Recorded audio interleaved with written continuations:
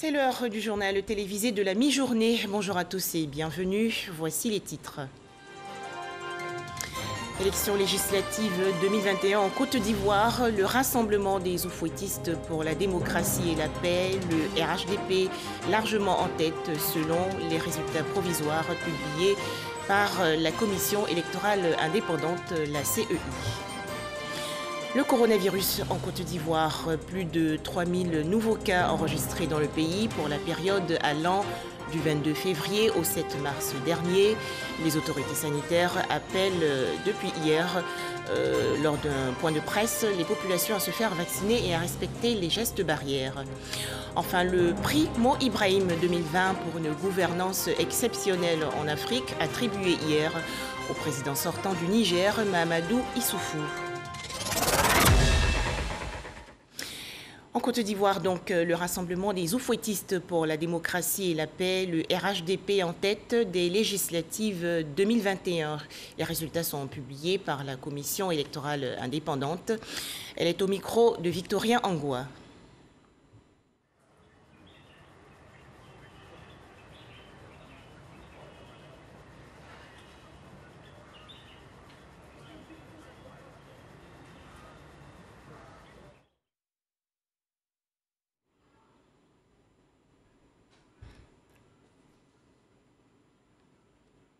Voilà, nous retrouvons Victorien Angoua pour les derniers résultats concernant la législative 2021 en Côte d'Ivoire. Nous sommes bien entendu ici au siège en direct sur notre plateau avec le porte-parole de la CEI, Émile Broutier. Il est venu nous donner les 3 derniers résultats de ce scrutin. Nous l'écoutons. District autonome d'Abidjan, circonscription 043. Marcory commune. Population électorale 97 651. Votants 18 352. Taux de participation 18,79%. Bulletin nul 356. Bulletin blanc 106. Suffrage exprimé 17 996 ont obtenu pour APLM, Agir pour un lendemain meilleur, 160, soit 0,89%. RHDP, la Côte d'Ivoire solidaire, 7 737, soit 42,99%. Pour le FPI, pour la renaissance de la Côte d'Ivoire, 619, soit 3,44%. Pour LCEP, le changement est possible, 81, soit 0,45%. Pour le PDCI RDA, Union pour réconcilier les Ivoiriens, 9 292, soit 51,63%. Union pour réconcilier les Ivoiriens du PDCI RDA est élue avec 51,63%. Toujours dans le district autonome d'Abidjan, circonscription numéro 047, Yopougon commune. Population électorale 489 876. Votants 90 978. Taux de participation 18,57%. Bulletin nul 2367. Bulletin blanc 1124. Suffrage exprimé 88 611. Ont obtenu pour KEI, KI 541, soit 0,61%. Pour le RHDP, la Côte d'Ivoire solidaire, 41 374, soit 46,69%. Pour 1000 volontaires, 458, soit 0,52%. Pour l'UCI, UCY, pardon, Union pour notre commune Yopougon, 652, soit 0,74%. Pour PDCI RDA EDS, Union pour réconcilier les Ivoiriens, 41 820, soit 47,20%. Pour EPB, Ensemble pour bâtir, 2359, soit 2,66%. Pour RPCP, Paix et Développement, 283, soit 0,32%. La liste Union pour réconcilier les Ivoiriens de PDCI RDA EDS est élue avec 47,20%.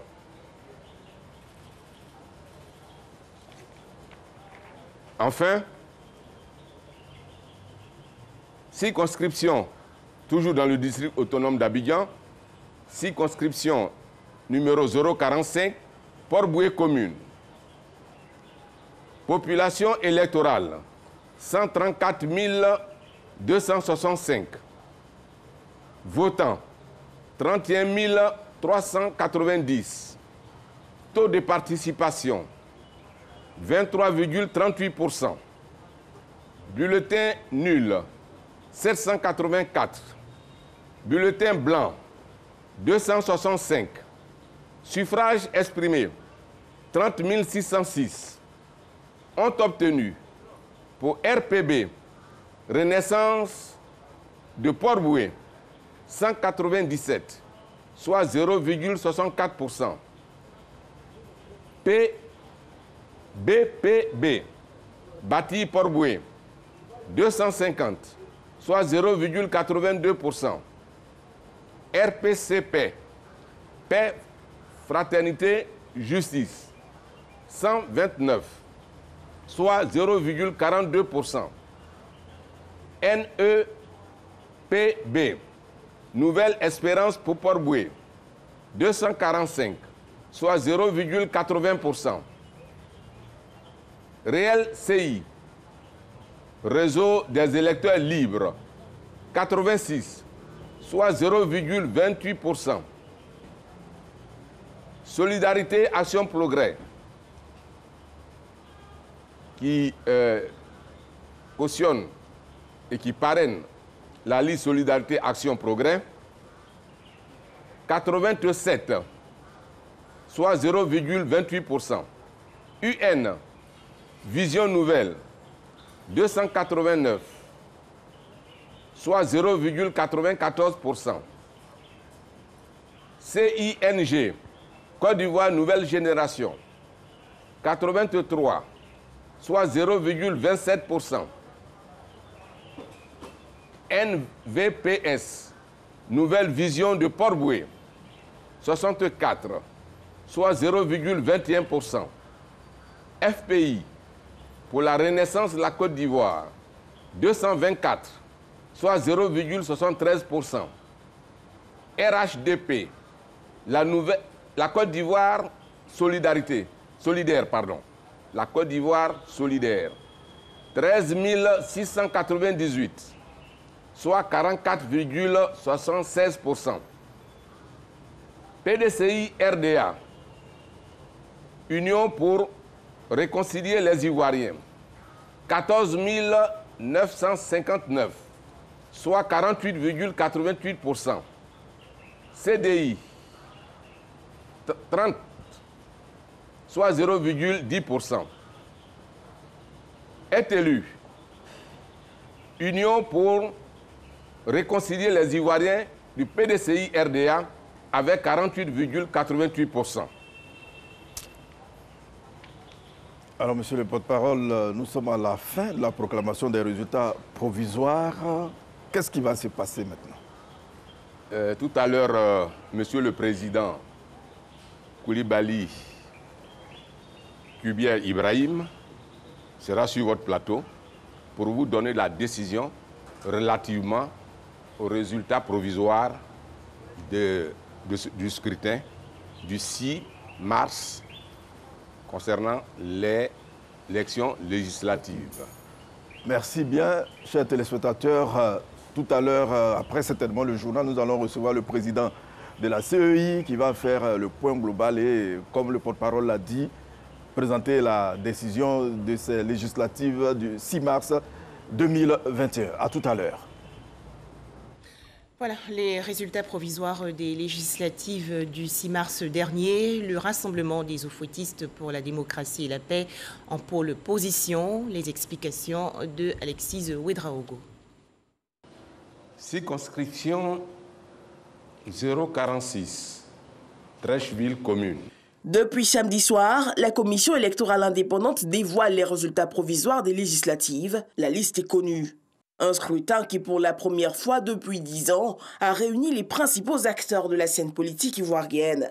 Si ces élections se sont déroulées dans le calme, l'abstention est relevée. Les résultats livrés par la commission donnent la majorité au RHDP, le Rassemblement des oufouettistes pour la démocratie et la paix. Le parti, selon les chiffres de la commission, l'emporte en plusieurs circonscriptions, notamment certains bastions de l'opposition pour citer Yamoussoukro, Grand Bassam. Le parti entendait conserver sa majorité pour poursuivre la politique de réforme du chef de l'État et s'était fixé un objectif de 60% des sièges. Du côté de l'opposition, l'enjeu était justement d'obtenir suffisamment d'élus pour empêcher cette consolidation du parti au pouvoir à l'hémicycle. En plusieurs zones, l'opposition prend les rênes, notamment à Dabakala où l'ancien ministre Jean-Louis Billon, figure du PDCI, l'emporte. Hubert Oulaye est élu, lui, à Guiglo sous-préfecture et son ancien collègue de la fonction publique, Émile Guirielou, devient député de Guiglo commune. À noter encore, parmi tous ces résultats, la moisson des indépendants avec des victoires telles que celle du maire de Tiasalé, Antoine Assalé Tiemoko. Notons que ces résultats provisoires de la commission sont susceptibles de recours devant le Conseil constitutionnel. L'Union africaine satisfaite de la tenue des élections législatives 2021 en Côte d'Ivoire. Dans une déclaration publiée récemment, l'UA fait des recommandations, notamment la sensibilisation des populations à s'impliquer davantage dans les processus électoraux du pays. Issa Yeo. 72 heures après la tenue des élections législatives, les missions d'observation continuent de faire leur bilan. La mission d'observation de l'Union africaine trouve globalement satisfaisant le processus. Nous avons remarqué que cette élection s'est déroulée dans le calme, dans la sérénité et dans un contexte politique où il y avait une volonté réelle de tous les acteurs politiques d'apaisement. Et ça ne s'est pas démenti. Donc le 6 mars, les élections se sont globalement bien passées. On a relevé ici là quelques incidents, mais qui n'ont pas eu un impact ni sur l'intégrité du scrutin, ni sur sa transparence, ni sur sa régularité. Cependant, l'Union africaine fait des recommandations en vue des échéances futures.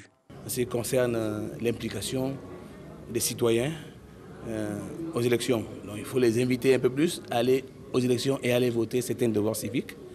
Nous formulons également quelques recommandations pour le personnel électoral, qu'il faut encore, ils sont bien formés, mais il faut encore amplifier cette formation.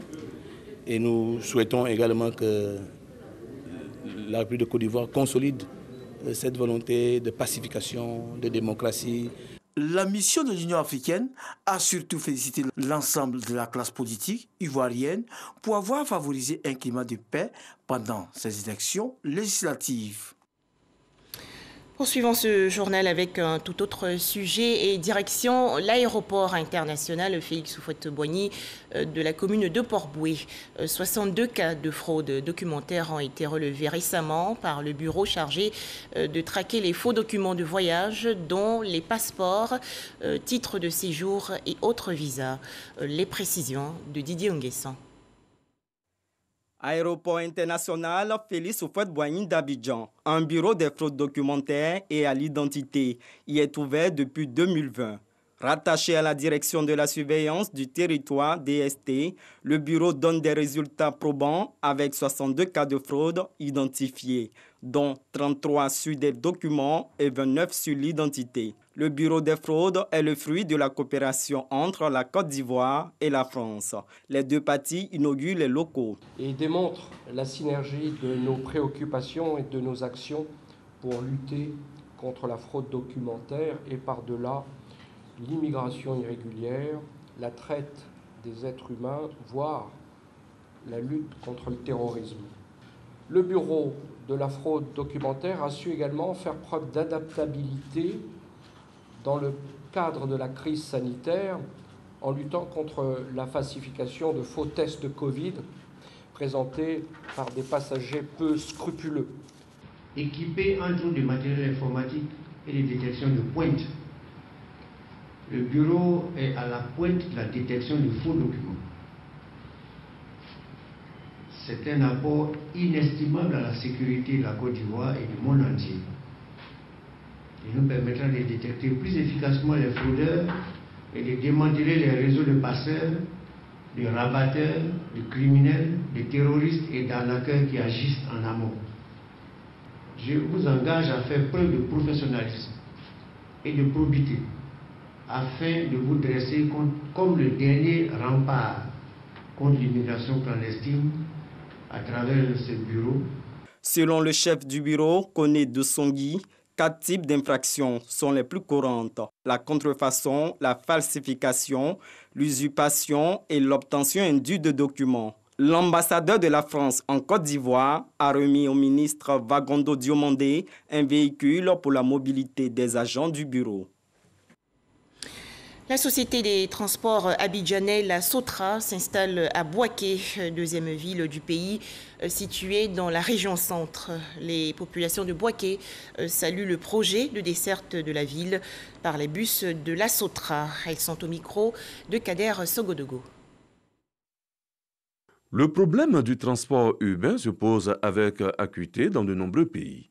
Bouaké, deuxième ville de la Côte d'Ivoire, n'échappe pas à cette problématique. La capitale de la région de Bouaké présente 3 types de transports pour allier ces différents quartiers. Les taxis communaux, les minicars appelés couramment Gbaka et les mototaxis dont de nombreux dommages ont été constatés.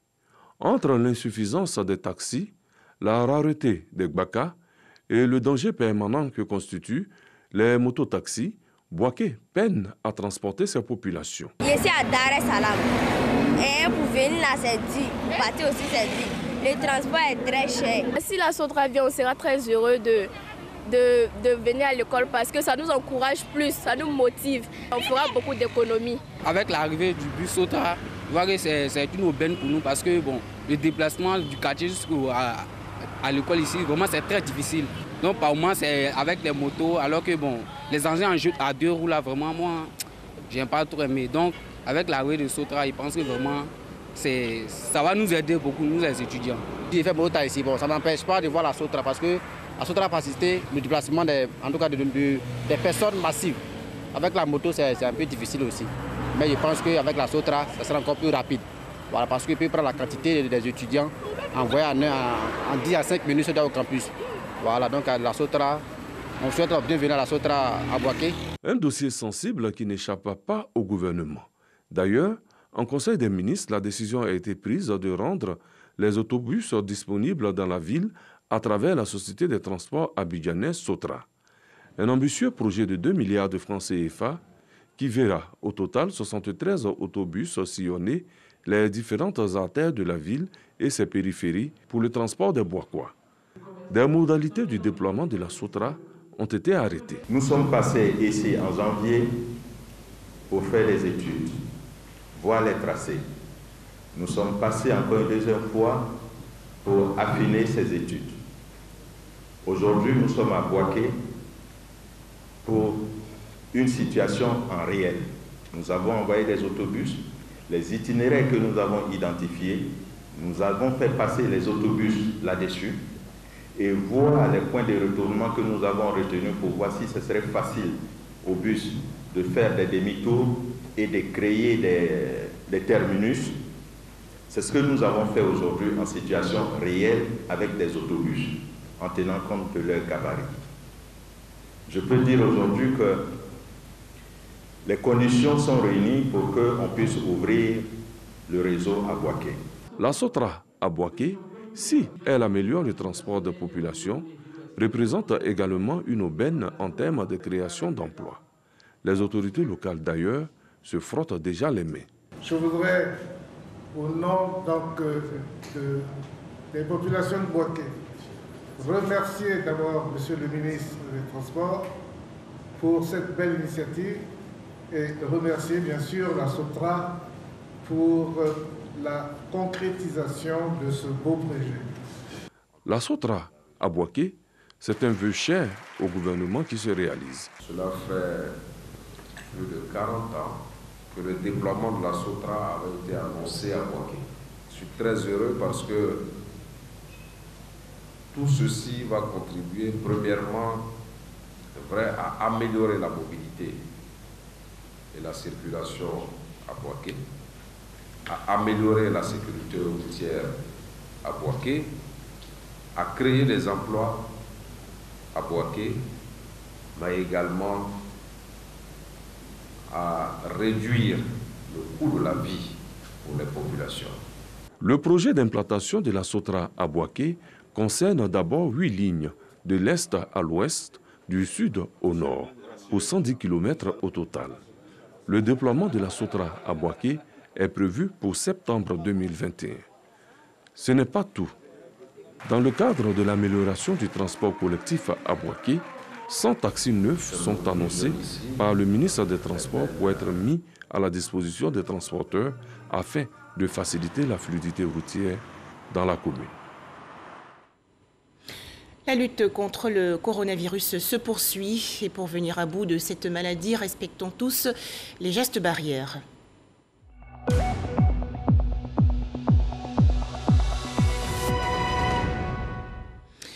En Côte d'Ivoire, 144 nouveaux cas de coronavirus enregistrés hier par le ministère de la Santé et de l'Hygiène publique. Le pays comptabilise actuellement 35 331 cas confirmés de coronavirus, 32 800 personnes guéries, 204 décès et 2327 cas actifs.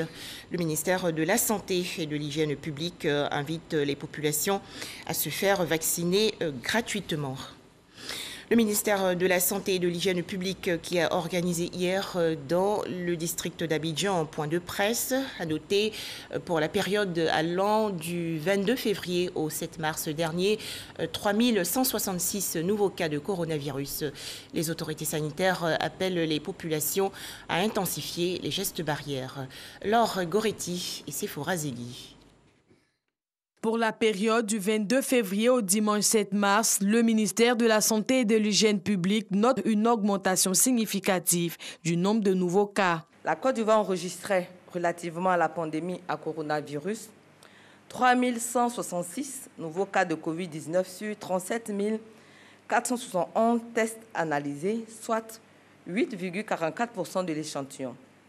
2312 nouvelles guérisons. Le taux de guérison était alors de 93,62%. 16 décès malheureusement été notifiés. Avec un nombre cumulé de 202 décès, la létalité ou taux de décès était de 0,58%. 2277 cas actifs. Depuis le 11 mars 2020, soit un an après, au total, 35 187 cas de COVID-19 diagnostiqués sur 442 583 échantillons, soit 7,95% des cas testés, dont 32 708 déclarés guéris. Cette quinzaine a été marquée par la campagne de vaccination contre la COVID-19 le 1er mars dernier. Le ministre de la Santé et de l'Hygiène publique, le Dr Eugène Akawele, tout en appréciant les efforts accomplis par tous les acteurs de la riposte, dont les professionnels de la santé, invite à la prudence et à la vigilance. Il encourage par ailleurs vivement aussi les populations, en particulier la cible concernée par cette première vague de la campagne de vaccination, dont les personnels de santé, les forces de défense et de sécurité, les enseignants à y adhérer. À ce 142e point presse gouvernemental, le commissaire Charlemagne Bleu a mis l'accent sur la sensibilisation au respect des mesures sécuritaires et sanitaires mises en place dans les établissements publics et aux frontières. Cela fait aujourd'hui 8 jours que nos forces de défense et de sécurité, à tour de rôle, chacun selon son programme, passent pour se faire vacciner. Face au relâchement des mesures, le gouvernement rappelle que la maladie sévit toujours et attire l'attention des populations sur l'importance de la vaccination. La Croix-Rouge fortement inquiète. Selon cette organisation humanitaire, des millions de migrants sont aujourd'hui exclus des programmes de vaccination contre le coronavirus. À Genève, en Suisse, la Croix-Rouge rappelle que le virus va continuer de circuler si tout le monde n'est pas vacciné, peu importe qu'il ait des papiers ou non. Le coronavirus, toujours d'actualité, et nous recevons sur ce plateau le directeur général de la santé, le professeur Mamadou Samba. Merci d'être avec nous aujourd'hui, professeur. Merci, madame. En Côte d'Ivoire, la vaccination contre le coronavirus ouverte au grand public depuis le 1er mars dernier. Le processus de vaccination entre dans sa phase 2. Professeur, quelles sont donc les personnes ciblées ? Merci, madame. La vaccination a commencé depuis le 1er mars jusqu'au 6 mars. Nous avons eu une première cible qui était les forces de défense et de sécurité, les personnels de santé et les enseignants. Tout à fait. Et monsieur le ministre de la Santé et de l'Hygiène publique a décidé d'ouvrir cette seconde phase à d'autres populations, à savoir les 50 ans et plus et les porteurs de maladies chroniques. Ça veut dire qu'aujourd'hui, nous avons à la fois les cibles de la première phase et les cibles de la seconde phase. Oui. S'agit-il du même vaccin AstraZeneca ou un autre vaccin sera-t-il? Bien sûr, c'est le même vaccin. Nous avons reçu 500 000 doses. Ce sont les vaccins que nous allons utiliser jusqu'à la fin de notre campagne pour le moment. Le vaccin est-il toujours administré sur la base du volontariat? Oui, la vaccination en Côte d'Ivoire n'est pas obligatoire. Elle est volontaire et elle est gratuite. Mais madame, elle est fortement recommandée. Alors, pouvez-vous nous rappeler les lieux ou centres de vaccination prévus à cet effet? Nous avons commencé la vaccination au niveau du vaccinodrome qui est au niveau du parc d'export de Treichville. Cette semaine, de nombreux autres sites vont s'ouvrir, notamment les différents CHU. Nous avons commencé au CHU de Cocody et aussi au niveau des différentes antennes de l'NHP à Bobo, Port-Boué et Yopougon. Et également dans les districts sanitaires d'Abidjan, à savoir à Bobo, à Yopougon, à Djamé-Plateau, Treichville, Makori, Port-Boué et Koumansi. Dans toutes ces communes, nous aurons un site de vaccination qui est logé dans le district sanitaire ou à l'hôpital général. Professeur, plus de 32 000 cas confirmés de coronavirus en Côte d'Ivoire. La première campagne de vaccination ouverte le 1er mars dernier a-t-elle suscité un engouement? Approximativement, combien de personnes se sont faites vacciner? Dans la première semaine, c'est-à-dire du 1er mars au 6 mars, qui était exclusivement consacrée au personnel de santé, forces de défense et de sécurité et les enseignants, nous avons vacciné 2058 personnes. Et hier, 8 mars, nous avons vacciné 906 personnes, car nous avons multiplié les sites de vaccination. Je voudrais également noter que les forces de défense et de sécurité auront leur propre site de vaccination au sein des casernes et de leurs hôpitaux. De faux vaccins contre le coronavirus vendus à moindre coût circuleraient actuellement sur le continent africain. L'Afrique de l'Ouest serait visée par les trafiquants et contrebandiers. La Côte d'Ivoire devrait-elle s'inquiéter de cette situation? Le ministère de la Santé et de l'Hygiène publique a-t-il pris des mesures pour empêcher ce fléau? Nous ne devons pas être inquiétés par ce faux trafic. Pourquoi? Parce que la Côte d'Ivoire a fait le choix des vaccins sûrs et préqualifiés par l'OMS dans un mécanisme que nous maîtrisons entièrement, que le mécanisme COVAX. Donc seront disponibles en Côte d'Ivoire que des produits préqualifiés par l'OMS et dont nous maîtrisons totalement la chaîne de la fabrication jusqu'à l'aéroport d'Abidjan. Merci à vous, professeur Mamadou Samba. Je rappelle que vous êtes le directeur général de la santé. Nous avons parlé avec vous de la seconde phase de vaccination contre le coronavirus en Côte d'Ivoire. C'est moi qui vous remercie. Enfin, le prix Mo Ibrahim 2020 attribué pour la première fois à un dirigeant d'Afrique francophone. Le président sortant du Niger, Mahamadou Issoufou, a remporté hier ce prix. Objectif, récompenser une gouvernance exceptionnelle en Afrique. Rappelons que la commission électorale indépendante vient de donner les résultats provisoires des élections législatives du 6 mars dernier. Les 3 dernières circonscriptions, notamment Yopougon, Marcory et Port-Boué, ont été remportées par l'opposition. Le Rassemblement des oufouettistes pour la démocratie et la paix, le RHDP, reste majoritaire des sièges proclamés. Et c'est la fin de cette édition. Merci d'être resté en notre compagnie.